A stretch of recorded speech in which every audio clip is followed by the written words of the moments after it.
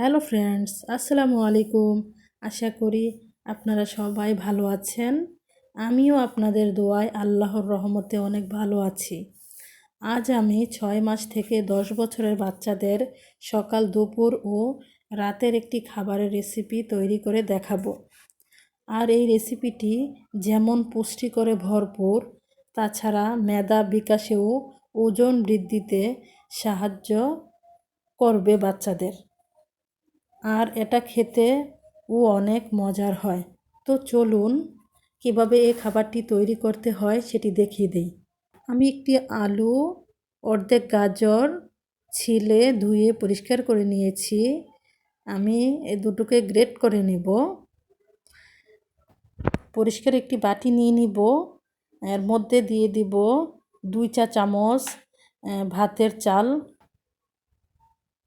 আর নিয়ে নিব 2 চা চামচ পোলাওর চাল। এগুলো ধুয়ে পরিষ্কার করে নিব।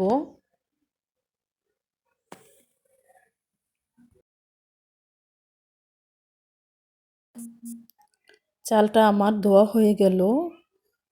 এখন আমি গ্রেট করে রাখা আলু কুচি দিয়ে দিব,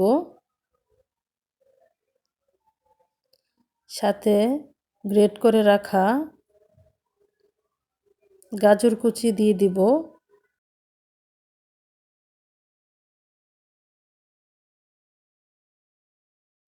একসাথে মিশিয়ে নিব সবগুলো উপকরণ।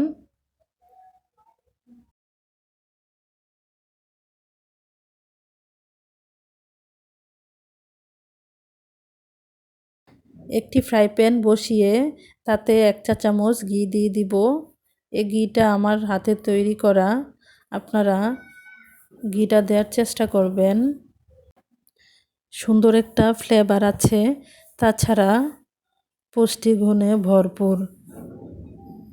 আমার উপকরণগুলো ঢেলে দেব। এগুলো অল্প আছে ভেজে নিতে হবে।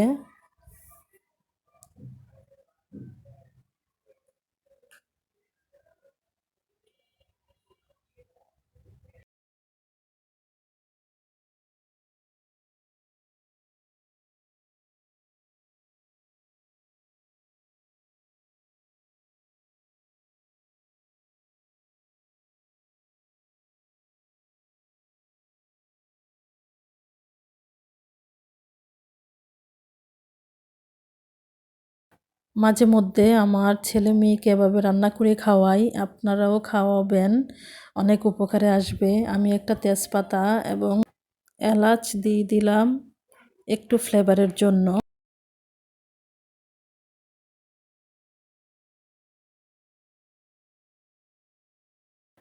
ভাজা হয়ে গেলে আমি 2 কাপ দুধ ঢেলে দিব। দুধটা দিয়ে ভালোভাবে মিশিয়ে নিব।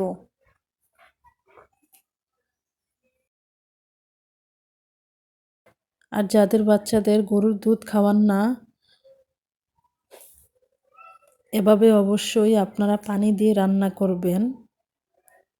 আমি আমার বাচ্চাদের গরুর দুধ দিই, তাই আমি গরুর দুধ দিয়ে রান্না করতেছি। তো আপনারা পানি দিয়ে রান্না করলে খাওয়ানোর আগে ফর্মুলা দুধটা মিশিয়ে খাওয়াবেন।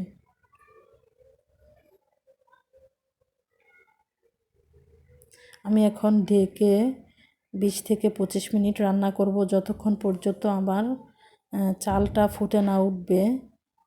একটু পর পর নেড়ে দিতে হবে,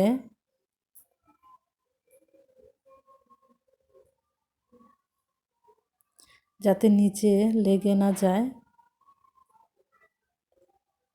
আবারও ঢেকে আমি 10 মিনিটের জন্য রান্না করব। 2 চা চামচ চিনি দিয়ে দিলাম। আমার বেবিরা চিনি ছাড়া খেতে চায় না। আজকের রেসিপিটি ভালো লাগলে লাইক, কমেন্ট এবং শেয়ার আর সাবস্ক্রাইব করে পাশে থাকবেন। রান্নাটা হয়ে এসেছে।